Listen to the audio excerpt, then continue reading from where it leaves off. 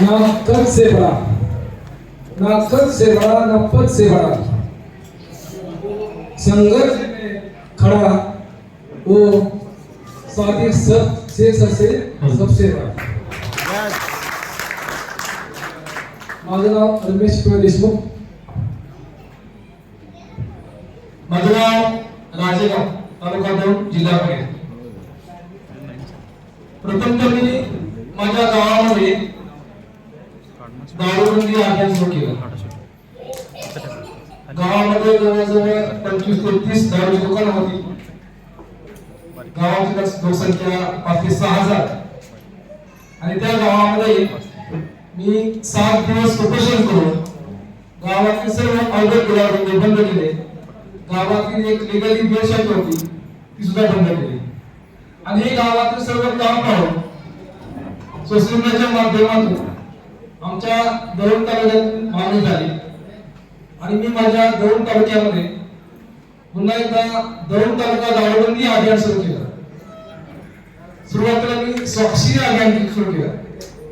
गावागावात जाऊन लोकांच्या सह्या घ्यायचो, दारूबंदी लोकांच्या विरोधात सह्या घ्यायचो. जवळजवळ दौंड तालुक्यात 1 लाख सह्या घेतल्या. अण्णा हजारेंचं मार्गदर्शन घेतलं आणि पुन्हा एकदा दौंड तालुक्याची दारूबंदी व्हावी यासाठी माझ्या गावामध्ये परत मी 6 दिवस उपोषण केलं. प्रत्येक वेळेस अधिकाऱ्यांचं लेखी पत्र मिळायचं, दारूबंदी करतो, दारू बंद होईल हे आश्वासन मिळायचं आणि हे काम सुरू करत असताना परत दौंड तालुक्यामध्ये जनजागृती अभियान सुरू केलं. गावागावात जायचं, दारूबंदीच्या विरोधात व्याख्यानं करायची आणि व्याख्यानाच्या माध्यमातून गावातील तरुणांना, महिलांना मार्गदर्शन करायचं, दिशा द्यायचं काम करायचं. पण यातून हाताच्या बोटावरती मोजण्याची लोक व्यसनमुक्त व्हायची. 1 ते 2 आणि हे काम चालू असताना महत्वाचं आहे. समर्थ भावनिशी संस्था काही लोक भेटली आणि त्यांनी सांगितलं की असं आमचं कोल्हापूरला व्यसनमुक्ती व्हायचं केंद्र आहे आणि एक हर्बल स्प्रे आहे. त्या हर्बल स्प्रेच्या माध्यमातून आम्ही व्यसनमुक्त करतो आणि मी लगेच ते ट्रेनिंग जॉईन केलं. 2 दिवसाचं ट्रेनिंग जॉईन केलं आणि मी माझ्या गावामध्ये एक छोटस व्यसनमुक्त सुरू केलं. त्या काळात फक्त एक हर्बल स्प्रे होता. त्याची किंमत 3,000 रुपये होती. तो 3,500 आम्हाला मिळायचा. 500 रुपये आम्ही काउन्सिलिंग फी घ्यायचो. त्या काळात मी रोजचे ऑफलाईन काम, ऑनलाईन एकही विकायचा नाही, डेमोन्स्ट्रेशन विकायचं नाही असं सरांचं सांगणं होतं. त्या काळात ऑनलाईन काम केलं असतं तर मी रोजचे 25-30 प्रॉडक्ट विकले असते. पण एकही प्रॉडक्ट मी ऑनलाईन विकला नाही. संस्थेची उद्दिष्ट, संस्थेची कार्य हे ऐकून मी माझ्या गावात फक्त मी ऑफलाईन काम करायचो. त्या गावात आलेल्या व्यक्तीला व्यसनमुक्त करायचो, काउन्सिलिंग करायचो. माझं छोटंसं गाव होतं.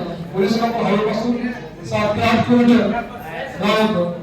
माझ्या गावात महाराष्ट्रातील कोणत्याही गावातून, कोणत्याही तालुक्यातून किंवा कोणत्याही जिल्ह्यातून असा व्यक्ती आला नाही, असा कोणताही तालुका किंवा जिल्हा राहिला नाही. माझं शांतता राहा.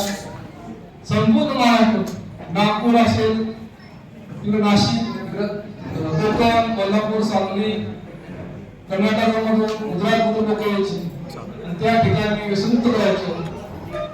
2016 मध्ये जॉईन झालो होतो. संस्थेचा पहिला आदर्श व्यसनमुक्ती पुरस्कार हा मलाच मिळाला होता. संस्थेचं आदर्श केंद्र हे सुद्धा मलाच पहिले मिळालं होतं. आणि काम सुरू असताना महिन्याला लाख 2 लाख मिळायचे आणि त्या काळात कोरोना आला आणि कोरोना चालू असताना 2019 ची निवडणूक होती विधानसभेची.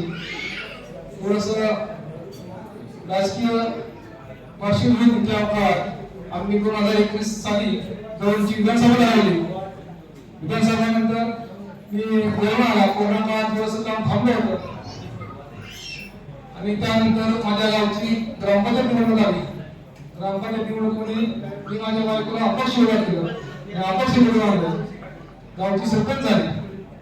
थोडं काम थांबलं आणि थांबलं असताना एक कादिर शेख नावाची व्यक्ती एक मला मेसेज केला की सर तुम्ही जो हरभरा विकताय तो 3000 किंमत आहे, मी तुम्हाला 1000 रुपये देतो. आणि थोडंसं माझ्याकडे पैसे नव्हते, चला ठीक आहे 1000 रुपये मिळतोय, आपण पहिला 3 ला घ्यायचो, 2.5 ला घ्यायचो, आता 1000 ला आपण 3 ला घेतो, एमआरपी 3000 होतो, 1000चा 3000 रुपये 2000 रुपये फायदा झाला आपला. मग ते काम सुरू केलं, ते काम वाढलं. त्यानंतर ती व्यक्ती म्हणाली की आपण सर कंपनी काढू. मी माझी BSNS हर्बल कंपनी काढली. तो स्प्रे मी माझ्या गुडलाईफ नावाने स्प्रे लॉन्च केला. हर्बल टी तुमचा एंटॉक्सिटी असं हर्बल टी आणि हर्बल टी हे 2 प्रोडक्ट चालू केले. परत अजून 2 प्रोडक्ट 5 प्रोडक्ट चालू केले. जवळजवळ 15 लाख रुपयाचा माल घेतला. आणि हे सगळं करत असताना रिझल्ट नाही, व्हिडिओ नाही, हे सगळं मलाच करायला लागायचं. सगळं मीटिंग घ्यायचं तर लोक कुठे येणार, लाईव्ह मीटिंग घ्यायचो, 40-50 लोक मी माझ्या अंडर जोडली होती. पण रिझल्ट नसल्यामुळे, व्हिडिओ नसल्यामुळे हे काम वाढत नव्हतं.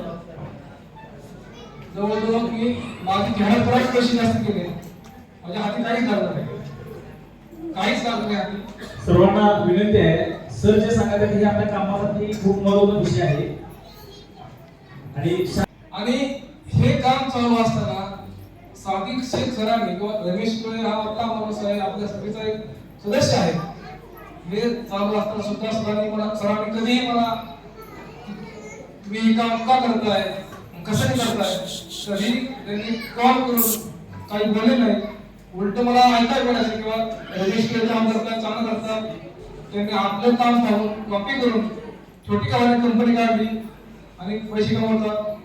सरांविषयी मला त्याबद्दल आदर होता, अभिमान होता. आणि एक दिवस सरांना मी सहज फोन केला की सर माझं काम चालू आहे, मला विस्तार अधिकार मिळत नाही किंवा माझं काम वाढत नाही. असं सांगायचे, मीटिंग घ्या, ऑफलाईन मीटिंग घ्या, 2 दिवस ट्रेनिंग घ्या, काय बोलायचं, काय सांगायचं, कोणाशी फॉलो करायचं, सगळं सांगायचं. आणि हे सगळं सांगायचं असतानाच की मला वाटलं ज्या व्यक्तीवर आपण काम केलं तो आपण सहकार्य करत नाही, आणि ज्या व्यक्तीच्या विरोधात आपण काम सुरू केलं तो व्यक्ती आपण सहकार्य करतो. म्हणून मला असं वाटलं की परत एकदा आपण समोर